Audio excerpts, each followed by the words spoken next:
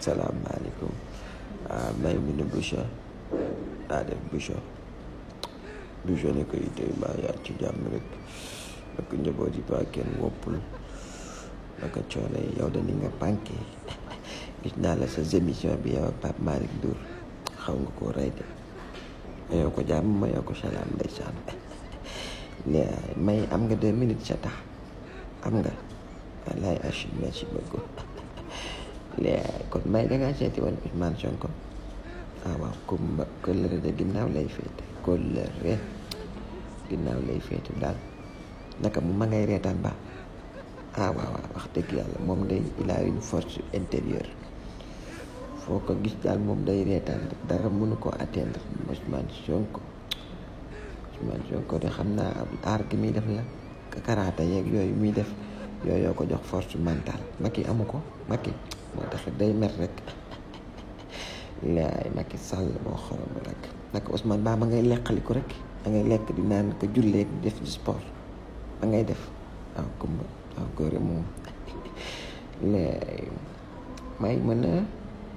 dooma baal ma nettali Sénégal yaa Ousmane Sonko la nga doon wax dégg na xam naa kii sob na nu def ba xam liñ doon wax waaye dama fàtte may borom réew mi dana yàgg Ousmane waxtaan ngeen ci réew mi ak tolluwaay beeg ni ko Macky yore lii nga xam ne noonu la fi nekkee di installer une dictature mu nekk en développement daal de moom Ousmane ku ne xam ne loolu mooy combat wam bu ci waxee bettul kenn wax na it ci détention arbitraire des milliers de détenus ak lii nga xam ne moom lañu xañ ak yelleef doomu aadama yi nooy ci Sénégal bokk na ci libre circulation liberté d'expression manifestation pacifique ak ñoom it seen loolu de la Ousmane di nakarlu ba ca kaso ba ñu bëri toog ci réew mi libre ba bëgg dee ñoom di seetaan moom ma nga ca kaso ba di xeex loolu ba tey Ousmane Sonko wallaay asi moo résilient rek laay beneen bi ci des tamit dégg naa la ngeen mel na ko waxtaan ba wax ci parrainage yeeg Bassirou Diomaye muy wax ne objectif bi mooy ñu gën a yëpp gën a mobiliser rek ba ñu mën a romb 2 millions de parrains et pour ça moom vraiment ça suggère une mobilisation importante et la volonté de rassembler un soutien populaire significatif wallaay agim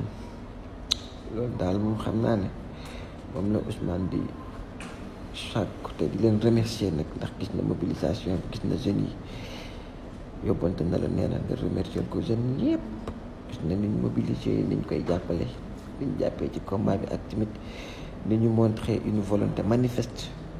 de se débarrasser de cette tyrannie de se débarrasser de ce gouvernement et franchement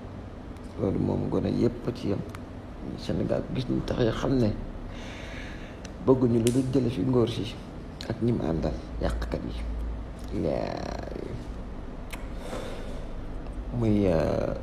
waxaat rek di feddaliwaat kóllëreem ak patriote yëpp nee ko jënd ñu finalement jënd nañ barrage la sax laay Ousmane Sonko wallaay achi moo résilient rek donc loolu mooy message bi jógee ca Ousmane Sonko ma nga ci jàmm ma ngay kaf ma ngay foo ma ngay ree ma ngay seetaan Tom et Jerry